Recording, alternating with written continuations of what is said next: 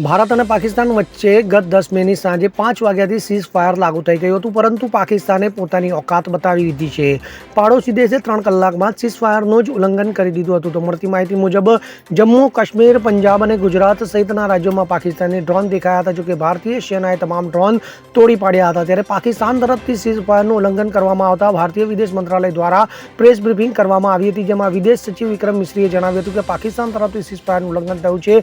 સેના આ પરિસ્થિતિ પર નજર રાખી રહી છે, તેમજ સેનાને કોઈપણ સ્થિતિ સામે લડવાના આકરા પગલાં ભરવાના આદેશ આપી દેવા હોવાનું પણ વિદેશ સચિવે જણાવ્યું હતું. Bureau report, CN24 news. હવે જુઓ દેશ દુનિયાની તમામ ખબરો તમારી આંગળીના ટેરવે. ઉઠાવો મોબાઈલ અને Google Play Store પરથી ડાઉનલોડ કરો અમારી CN24 ન્યૂઝ મોબાઈલ એપ.